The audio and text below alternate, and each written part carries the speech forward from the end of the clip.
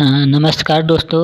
मैं एन के ठाकुर अपने यूट्यूब चैनल आर्यन स्टडी 946 में आपका स्वागत करता हूं। दोस्तों, आज का वीडियो 11th क्लास के लिए है और 11th क्लास का भी पेपर होने वाला है फर्स्ट टर्म का। तो उसी को ध्यान में रखते हुए मैंने 6 चैप्टर्स के क्वेश्चन बनाए हैं और वो चैप्टर है संविधान क्यों और कैसे। दूसरा चैप्टर है भारतीय संविधान में अधिकार और तीसरा जो चैप्टर है वो है चुनाव और प्रतिनिधि। चौथा चैप्टर है रणनीति सिद्धांत एक परिचय। पांचवा चैप्टर है अधिकार और छठा चैप्टर है विकास। और ये आपका जो आने वाला भी हाल ही फिलहाल में पेपर होने वाला है उस पेपर के नज़रिए से बहुत ही महत्वपूर्ण क्वेश्चन है और इसमें से मैक्सिमम क्वेश्चन इसमें से आएंगे, तो आप ज़रूर इसको कर लेना। और ये एक नंबर वाले एक लाइन वाले क्वेश्चन है, इसमें मैंने ऑप्शन नहीं बनाए हैं, बस क्वेश्चन और उसके आंसर है और बहुत ही इम्पोर्टेंट क्वेश्चन है। तो उम्मीद है कि इसमें से आएंगे और ये आपके परीक्षा के लिए उपयोगी सिद्ध होंगे। तो चलिए इसको करते हैं, ठीक है। तो पहला क्वेश्चन है, क्रिप्स मिशन भारत कब आया था? क्रिप्स मिशन भारत कब आया था? तो इसका उत्तर है मार्च 1942 में। मार्च 1942 में क्रिप्स मिशन भारत आया था। दूसरा क्वेश्चन है, कैबिनेट मिशन भारत कब आया था? कैबिनेट मिशन भारत कब आया था? और इसका आंसर है 1946। 1946, ठीक है। कैबिनेट मिशन 1946 में भारत आया था, जिसके आधार पर संविधान सभा का निर्माण हुआ था, संविधान सभा बना था। तो वही कैबिनेट मिशन जो 1946 में भारत आया था। अगला क्वेश्चन है, संविधान सभा में स्थायी अध्यक्ष कौन थे? परमानेंट जो में उसके बने थे चेयरमैन, वो कौन थे? तो राजेंद्र प्रसाद थे। राजेंद्र प्रसाद को 9 दिसंबर को ही संविधान सभा का अध्यक्ष बना लिया गया था। जिस दिन संविधान सभा की पहली बैठक हुई थी उसी दिन उनको संविधान सभा का अध्यक्ष नहीं बनाया गया था। 11 तारीख को इनको बनाया गया था स्थायी। 11 दिसंबर को इनको स्थायी अध्यक्ष बनाया गया था। 9 तारीख को सच्चिदानंद सिन्हा को बनाया गया था, वो अस्थायी थे। और 11 दिसंबर 1946 को डॉक्टर राजेंद्र प्रसाद को संविधान सभा के स्थायी अध्यक्ष बना लिया गया था। तो इसका उत्तर है राजेंद्र प्रसाद। अगला क्वेश्चन है, संविधान सभा के अस्थायी अध्यक्ष कौन थे? संविधान सभा के अस्थायी अध्यक्ष कौन थे? तो ये थे सच्चिदानंद सिन्हा, जिनको 9 दिसंबर 1946 को ही संविधान सभा के अस्थायी अध्यक्ष बना लिया गया था, ठीक है। तो अस्थायी अध्यक्ष थे सच्चिदानंद सिन्हा। नेक्स्ट क्वेश्चन है, भारतीय संविधान कब बनकर तैयार हुआ था? भारत का संविधान कब बनकर तैयार हुआ था? तो भारत का संविधान 26 नवंबर 1949 को बनकर तैयार हो गया था। तो ध्यान रखना, 26 नवंबर 1949 को बनकर तैयार हो गया था, लेकिन लागू कब हुआ था? 26 जनवरी 1950 को लागू हुआ था, बन के पहले ही तैयार हुआ था। तो 26 नवंबर 1949 को भारतीय संविधान बनकर तैयार हो गया था, ठीक है। नेक्स्ट क्वेश्चन है, भारत का संविधान कब लागू हुआ? भारत का संविधान कब लागू हुआ? तो 26 जनवरी 1950 को भारत का संविधान लागू हुआ था, ठीक है। अगला क्वेश्चन है, उद्देश्य प्रस्ताव कब और किसने पेश किया? उद्देश्य प्रस्ताव कब और किसने पेश किया? तो उद्देश्य प्रस्ताव 13 दिसंबर 1946 को जवाहरलाल नेहरू के द्वारा पेश किया गया था। 13 दिसंबर 1946 को जवाहरलाल नेहरू के द्वारा उद्देश्य प्रस्ताव पेश किया था, जिसमें उन्होंने बताया था कि हम संविधान जो बनाने के लिए बैठे हैं उसका उद्देश्य क्या है, हम क्या संविधान में शामिल करने वाले, उसी को उद्देश्य प्रस्ताव कहा गया। अगला क्वेश्चन है, भारत के विभाजन और आज़ादी की घोषणा कब हुई थी? तो भारत के विभाजन और आज़ादी की घोषणा 3 जून 1947 को लॉर्ड माउंटबेटन योजना के तहत की गई थी। 3 जून 1947 को भारत की आज़ादी और विभाजन की घोषणा की गई थी। नेक्स्ट क्वेश्चन है, संविधान सभा के बनने के बाद कितने लोगों ने हस्ताक्षर किए थे? संविधान जब हमारा बनकर तैयार हो गया था तो उस पर कितने लोगों ने हस्ताक्षर किए थे? तो वो 284 सदस्य थे संविधान सभा के, उन्होंने साइन किया था 284। ठीक है, अगला क्वेश्चन है, संविधान सभा के कार्यों के लिए कितनी समितियां बनाई गई थी? जैसा कि हम जानते हैं कि संविधान सभा में सभी कार्यों को करने के लिए अलग अलग समिति बना ली गई थी। तो उन समितियों में जो बड़ी समितियां थी लगभग 8 समितियां थी और छोटी 20 समिति, लेकिन हमें 8 समिति देखना है। तो संविधान सभा में 8 समिति बनाई गई थी जो अलग अलग कार्यों को कर रही थी। ठीक है, अगला क्वेश्चन है, भारत के विभाजन के बाद संविधान सभा में कितने सदस्य शेष बच गए थे? भारत के विभाजन के बाद संविधान सभा में कितने सदस्य शेष बच गए थे? तो ये इसका उत्तर है 299 सदस्य शेष बच गए थे। ठीक है, भारत के समय 299 सदस्य शेष बच गए थे। ठीक है, अगला क्वेश्चन देखते हैं, राजेंद्र प्रसाद संविधान सभा के अध्यक्ष कब बने? राजेंद्र प्रसाद संविधान सभा का अध्यक्ष कब बने? तो सॉरी, इसका उत्तर इसमें गलत लिखा हुआ है, इसका होगा 11 दिसंबर होगा। 11 दिसंबर 1946 को बने थे। 11 दिसंबर 1946 को ये राजेंद्र प्रसाद संविधान सभा का अध्यक्ष बने थे। अगला क्वेश्चन है, भारतीय संविधान में मौलिक अधिकार कहाँ से लिया गया है? तो भारतीय संविधान में मौलिक अधिकार अमेरिका से लिया गया है, अमेरिका के संविधान से लिया गया है। और मौलिक अधिकार भारतीय संविधान के भाग 3 के अनुच्छेद 12 से 35 तक में इसका वर्णन किया गया है। ठीक है, नेक्स्ट क्वेश्चन है, भारत के संविधान में निर्देशक सिद्धांत कहाँ से लिया गया है? वही राज्य के नीति निर्देशक तत्व चाहे निर्देशक सिद्धांत कहाँ से लिया गया है? तो इसे आयरलैंड से लिया गया है, आयरलैंड से इसको लिया गया है। ठीक है, नेक्स्ट क्वेश्चन देखते हैं, भारतीय संविधान की विशेषता क्या है? तो भारतीय संविधान की कई सारी विशेषता है, लेकिन आपके लिए आपके जो 11th क्लास बुक में एक मेन विशेषता ये हो सकती है कि ये कठोर और लचीला दोनों है। ठीक है, तो ये कठोर और लचीला दोनों है। अगला क्वेश्चन देखते हैं, दक्षिण अफ्रीका का संविधान कब लागू हुआ? तो दक्षिण अफ्रीका का संविधान दिसंबर 1946 में लागू हुआ था, दिसंबर 1946 में लागू हुआ। ठीक है, अगला क्वेश्चन देखते हैं, दुनिया के प्रभावी संविधान कौन कौन से हैं? तो दुनिया के जो प्रभावी संविधान है वो है भारत, अमेरिका और दक्षिण अफ्रीका। ठीक है, भारत, अमेरिका और दक्षिण अफ्रीका ये तीनों संविधान बहुत ही प्रभावी है, क्योंकि इन तीनों संविधानों को एक सफल राष्ट्रीय आंदोलन के बाद बनाया गया था। पहले राष्ट्रीय आंदोलन हुआ, लड़ाइयाँ लड़ी गई, उसके बाद ये आज़ाद हुए, उसके बाद जो संविधान बना वो काफ़ी शक्तिशाली और प्रभावी संविधान है। तो भारत, अमेरिका और दक्षिण अफ्रीका। अगला क्वेश्चन है, भारतीय संविधान को बनाने में कितना समय लगा? तो भारतीय संविधान को बनाने में 2 साल 11 महीना 18 दिन लगे थे। ठीक है, अगले क्वेश्चन की ओर बढ़ते हैं, संविधान सभा का गठन किसके आधार पर किया गया है? संविधान सभा का गठन किसके आधार पर, चाहे किस समिति के आधार पर किया गया था?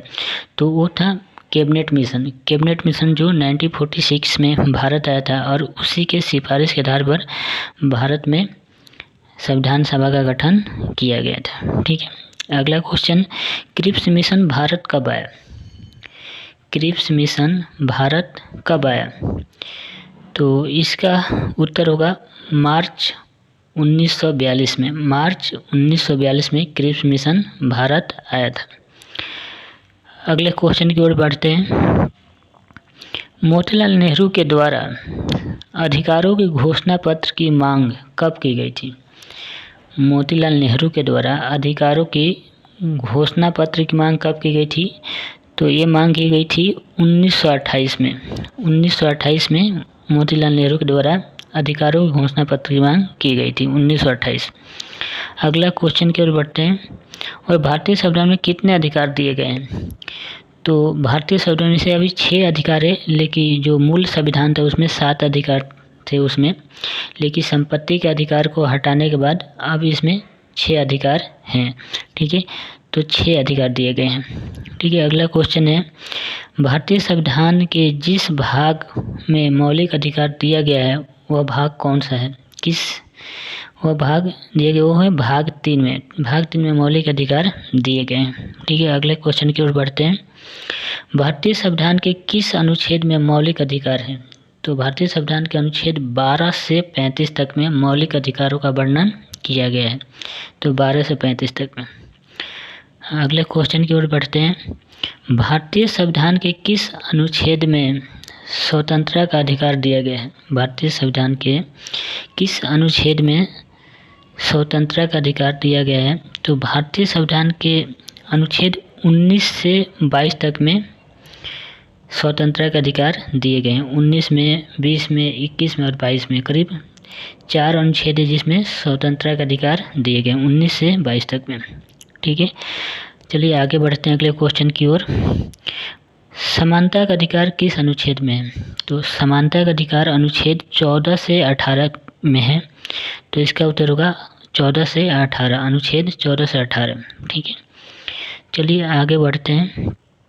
अनुच्छेद 17 में क्या है? तो अनुच्छेद 17 में छुआछूत की समाप्ति, इस पे छुआछूत पे रोक लगाया गया है। अस्पृश्यता भी इसको कहते हैं, अस्पृश्यता या अनटचेबिलिटी पे रोक लगाया गया है। तो अनुच्छेद 17 में छुआछूत पे को समाप्त किया गया। अगले क्वेश्चन की ओर बढ़ते हैं।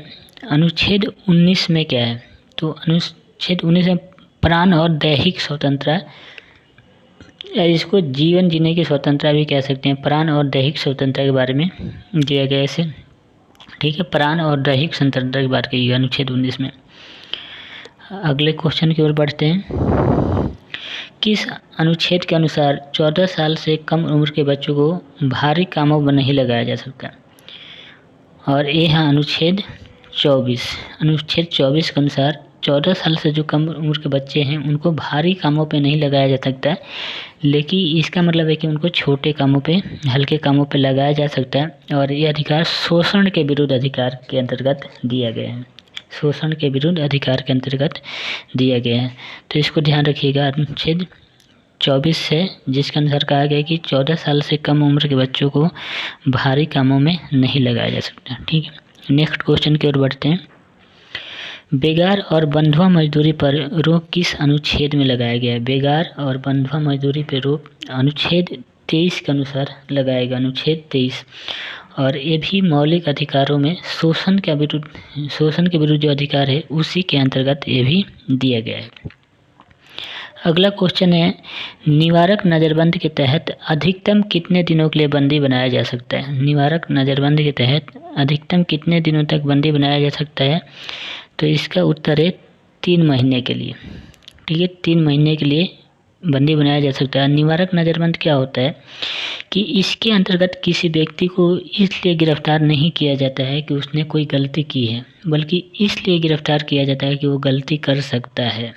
ठीक है, और इसके तहत मैक्सिमम 3 महीने तक के लिए उसे नज़रबंद किया जा सकता है। अगला क्वेश्चन है, अनुच्छेद 32 के अनुसार सर्वोच्च न्यायालय कितने प्रकार के रिट जारी कर सकती है? सर्वोच्च न्यायालय कितने प्रकार के रिट जारी कर सकती है अनुच्छेद 32 के अनुसार? तो ये सर्वोच्च न्यायालय या उच्च न्यायालय दोनों पाँच प्रकार के रिट जारी करते हैं। और वो रिट कौन सा है? बंदी प्रत्यक्षीकरण, परमादेश, अधिकार परीक्षा, उत्प्रेषण और प्रतिषेध या निषेध। तो ये 5 प्रकार के रिट जारी करते हैं सुप्रीम कोर्ट अनुच्छेद 32 के अनुसार और हाई कोर्ट अनुच्छेद 226 के अनुसार। ठीक है, ये 5 प्रकार के रिट जारी करते हैं। अगला क्वेश्चन है, कब संपत्ति के अधिकार को मौलिक अधिकार से कानूनी अधिकार बनाया गया? कब संपत्ति के अधिकार को मौलिक अधिकार से कानूनी अधिकार बनाया गया? तो ये 1978 के 44वां जो संशोधन हुआ था उसके द्वारा बनाया गया था। 1971 में संविधान के 44वें संशोधन के द्वारा इसको मौलिक अधिकार से कानूनी अधिकार बना दिया गया। पहले ये मौलिक अधिकार था, अब ये कानूनी अधिकार है। तो 1978 संविधान के 44वें संशोधन के द्वारा बनाया गया। अगले क्वेश्चन की ओर बढ़ते हैं। राष्ट्रीय मानवाधिकार आयोग की स्थापना कब की गई थी? राष्ट्रीय मानवाधिकार आयोग की स्थापना कब की गई थी? तो ये सन 2000 में, ठीक है, सन 2000 में राष्ट्रीय मानवाधिकार आयोग की स्थापना की गई थी। राष्ट्रीय मानव अधिकार आयोग ये मानव के अधिकारों के हित के लिए, उनके भले में काम करता है, मानव के अधिकारों के लिए काम करता है, ठीक है। इसकी स्थापना सन 2000 में की गई थी।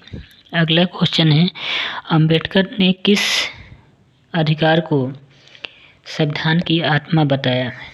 ठीक है, अंबेडकर ने किस अधिकार को संविधान की आत्मा बताया है? और वो है संवैधानिक उपचारों का अधिकार, जो अनुच्छेद 32 में है, संवैधानिक उपचारों का अधिकार। इसको अंबेडकर ने भारतीय संविधान की आत्मा बताया है, ठीक है। अगला क्वेश्चन है, किस संविधान संशोधन के द्वारा मौलिक कर्तव्यों को संविधान में शामिल किया गया है? किस संविधान संशोधन के द्वारा मौलिक कर्तव्यों को संविधान में शामिल किया गया है? तो इसका उत्तर होगा आपका 42वां संविधान संशोधन 1976। 42वां संविधान संशोधन के द्वारा 1976 में इसको मौलिक कर्तव्यों को भारतीय संविधान में शामिल किया गया था। इसके लिए एक समिति भी बनाई गई थी जिसका नाम है स्वर्ण सिंह समिति, और स्वर्ण सिंह समिति के सिफारिश के आधार पे 10 मौलिक कर्तव्य जोड़े गए थे, लेकिन बाद में फिर एक और अधिकार कर्तव्य जोड़ा गया, तो अभी मौलिक कर्तव्यों की संख्या है 11, ठीक है, 11 है। नेक्स्ट क्वेश्चन है, भारत में निर्वाचन की कौन सी विधि अपनाई गई है? निर्वाचन की कौन सी विधि अपनाई गई है? तो भारत में निर्वाचन की सर्वाधिक मत पाने वालों की जीत विधि को अपनाया गया है। सर्वाधिक मत पाने वालों की जीत को अपनाया गया। एक और पद्धति होती है जो समानुपातिक प्रणाली भी होता है, लेकिन उसको हमारे यहाँ नहीं अपनाया गया है, और अपनाया किसको गया है? सर्वाधिक मत पाने वालों की जीत, चाहे जो सबसे आगे वही जीते, चाहे वो फर्स्ट पास्ट दी पोस्ट सिस्टम, ठीक है। अगले क्वेश्चन की ओर बढ़ते हैं, परिसीमन आयोग का गठन कौन करता है? तो परिसीमन आयोग का जो गठन होता है वो राष्ट्रपति के द्वारा होता है, और परिसीमन आयोग इलेक्शन कमीशन के साथ मिलकर काम करता है। सीमाओं का सीमांकन करना, चाहे जिस राज्य में जनसंख्या बढ़ती है उसके अनुसार सीटों का आवंटन में भी ये महत्वपूर्ण भूमिका निभाता है। तो परिसीमन आयोग का गठन राष्ट्रपति के द्वारा किया जाता है। अगले क्वेश्चन की ओर बढ़ते हैं, मतदाताओं की उम्र 21 से घटाकर 18 वर्ष कब और किस संशोधन के द्वारा की गई थी? मतदाताओं की उम्र 21 से घटाकर 18 वर्ष कब और किस संशोधन के द्वारा की गई थी? तो ये है 1989 में संविधान का 61वां संशोधन, ठीक है। 1989 में संविधान का 61वां संशोधन हुआ था, उसी द्वारा मतदाताओं की उम्र 21 से कम करके 18 वर्ष की गई थी, ठीक है। अगला क्वेश्चन है, निर्वाचन आयोग का गठन कब की गई थी? चाहे कब हुआ, निर्वाचन आयोग का गठन कब हुआ था? तो निर्वाचन आयोग का गठन 1950 में किया गया था। 1950 में किया गया था निर्वाचन आयोग का गठन, ठीक है। अगले क्वेश्चन की ओर बढ़ते हैं, पहले निर्वाचन आयुक्त कौन थे? तो पहले निर्वाचन आयुक्त सुकुमार सेन थे। सुकुमार सेन भारत के पहले निर्वाचन आयुक्त थे, ठीक है। अगले क्वेश्चन की ओर बढ़ते हैं, निर्वाचन आयुक्तों की नियुक्ति कितने वर्ष के लिए होता है? कितने वर्ष के लिए होता है? तो निर्वाचन आयुक्तों की नियुक्ति 6 वर्ष या 65 साल, जो भी पहले पूरा हो जाए उसके अनुसार उनको अपने पद से हटना पड़ता है। 6 वर्ष या 65 साल के लिए उनकी नियुक्ति होती है, ठीक है। अगले क्वेश्चन की ओर बढ़ते हैं, निर्वाचन आयोग का गठन किस अनुच्छेद के तहत किया गया है? निर्वाचन आयोग का गठन किस अनुच्छेद के तहत किया गया है? तो अनुच्छेद 324 के अनुसार निर्वाचन आयोग का गठन होता है, ठीक है। अगला क्वेश्चन, निर्वाचन आयोग में कितने सदस्य हैं? तो अभी वर्तमान समय में निर्वाचन आयोग बहुसदस्यीय है, और बहुसदस्यीय में 3 सदस्य इसमें शामिल हैं। तो अभी 3 सदस्य हैं, एक मुख्य निर्वाचन आयुक्त और 2 अन्य निर्वाचन आयुक्त, तो अभी 3 सदस्य हैं। अगला क्वेश्चन, निर्वाचन आयोग को बहुसदस्यीय कब बनाया गया? तो निर्वाचन आयोग को बहुसदस्यीय 1989 में बनाया गया, 1989 में बनाया गया। शुरू में क्या था, निर्वाचन आयुक्त एक सदस्यीय था, मतलब एक ही सदस्य होते थे, लेकिन 89 में इसको बहु सदस्य बनाया गया। फिर 89 के चुनाव के बाद फिर इसको सिंगल मतलब एक सदस्य बना दिया गया। फिर 93 से इसको बहु सदस्य बनाया गया और अभी भी बहु सदस्य है, मतलब इसमें 3 सदस्य हैं। तो निर्वाचन आयोग को बहु सदस्य 1989 में बनाया गया। ठीक है, अगला क्वेश्चन है, इजराइल और नीदरलैंड में निर्वाचन की कौन सी पद्धति अपनाई गई है? इजराइल और नीदरलैंड में निर्वाचन की कौन सी पद्धति अपनाई गई है? तो समानुपातिक प्रतिनिधि प्रणाली को वहाँ पर अपनाया गया, समानुपातिक प्रतिनिधि प्रणाली को।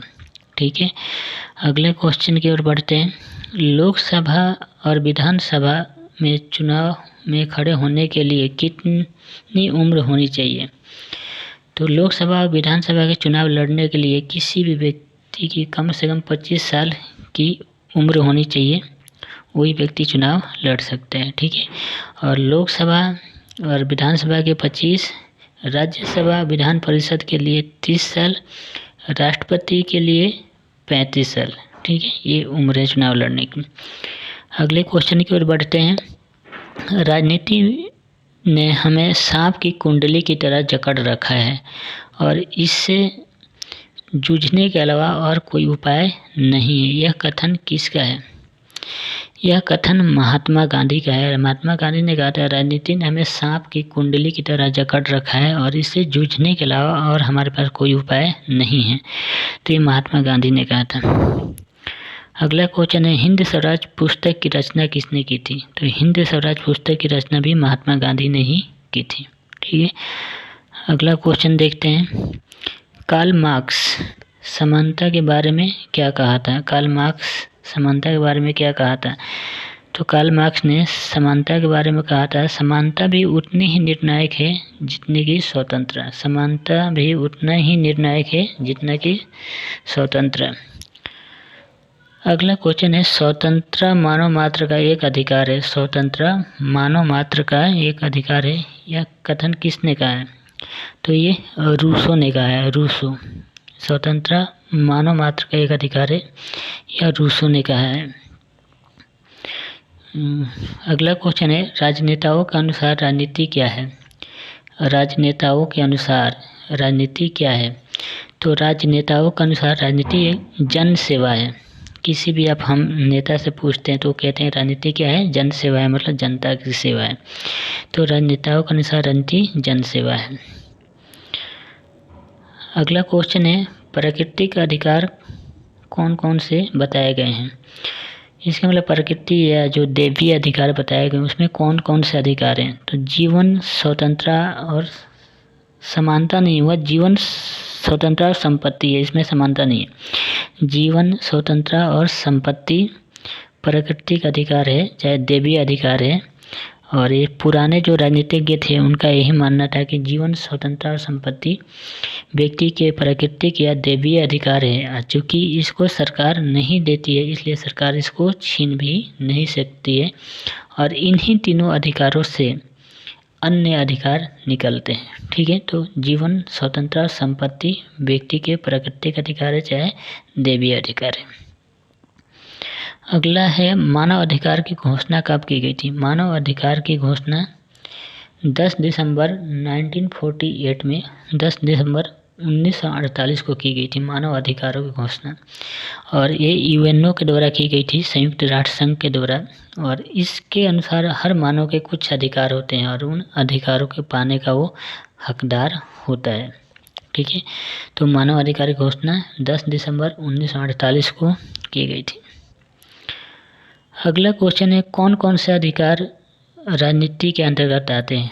कि राजनीतिक अधिकारों के अंतर्गत कौन कौन से अधिकार आते हैं? तो इसके अंतर्गत चुनाव लड़ने का अधिकार, पार्टी बनाने का अधिकार, वोट देने का अधिकार, उम्मीदवार चुनने का अधिकार। ठीक है, तो ये सारे अधिकार क्या है? ये राजनीतिक अधिकार है। ठीक है, अगला क्वेश्चन है, अधिकार क्या है? तो अधिकार एक हकदारी या दावा है जिसका कोई औचित्य होना चाहिए। तो अधिकार ये है कि अधिकार क्या होता है कि हम किसी चीज़ की हक करते हैं, चाहे दावेदारी पेश करते हैं, लेकिन वो दावेदारी मतलब औचित्यपूर्ण हो। ये नहीं कि हम हवा में बात कर रहे हैं। हम कुछ भी मांग नहीं कर सकते, हम वही मांग कर सकते हैं जिसके पीछे कोई औचित्य है। ठीक है, तो अधिकार एक हकदारी या दावा है जिसका कोई औचित्य सिद्ध हो। ठीक है, उसके बाद यूएनडीपी का पूरा नाम क्या है? तो इसका पूरा नाम होता है United Nation Development Programme. Hindi में इसको संयुक्त राष्ट्र विकास कार्यक्रम कहते हैं। संयुक्त राष्ट्र विकास कार्यक्रम कहते हैं। ठीक है, अगला क्वेश्चन है, मानव विकास प्रतिवेदन कौन प्रकाशित करता है? मानव विकास रिपोर्ट चाहे प्रतिवेदन संयुक्त राष्ट्र विकास कार्यक्रम के द्वारा प्रकाशित किया जाता है, यूएनडीपी के द्वारा। ठीक है, और ये मानव के विकास से संबंधित रिपोर्ट जारी करता है जिसमें शैक्षणिक योग्यता, जीवन प्रत्याशा और मातृ मृत्यु दर को शामिल वो करता है, और इसी के आधार पे सभी देशों की वो रैंक निर्धारित करता है और उसमें बताता है कि किस देश में मानव का कितना विकास हुआ है। ठीक है, अगला क्वेश्चन है, नर्मदा बचाओ आंदोलन किससे संबंधित है?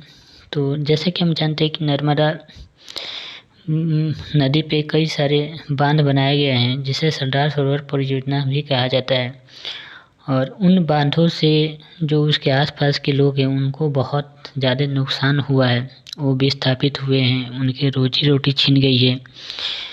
ठीक है, तो उन्हीं लोगों के अधिकारों के लिए कुछ जो समाज सेवी लोग हैं उनके द्वारा नर्मदा बचाओ आंदोलन चलाया जा रहा है और आज भी वो आंदोलन चल रहा है। ठीक है, तो ये आपके लास्ट क्वेश्चन था और मुझे उम्मीद है कि ये ज़रूर आपको क्वेश्चन पसंद आए होंगे और ये आपके परीक्षा के लिए उपयोगी सिद्ध हो सकते हैं, तो इसको ज़रूर कर लेना। और अगर आपको ये वीडियो पसंद आया, चाहे ऐसे वीडियो और चाहिए आपको, जैसे हिस्ट्री के लिए, हिस्ट्री आपका इसके बाद हिस्ट्री का पेपर हुआ है, तो हिस्ट्री में भी पूरे सिलेबस के अकॉर्डिंग आपको क्वेश्चन चाहिए एमसीक्यू, तो आप कमेंट करके बता सकते हैं।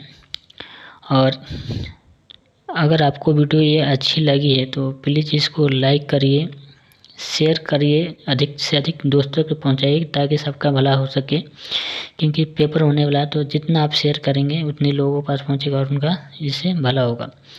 ठीक है, अगर कोई दिक्कत है तो वो भी बताइए और चैनल को ज़रूर सब्सक्राइब कर लीजिए।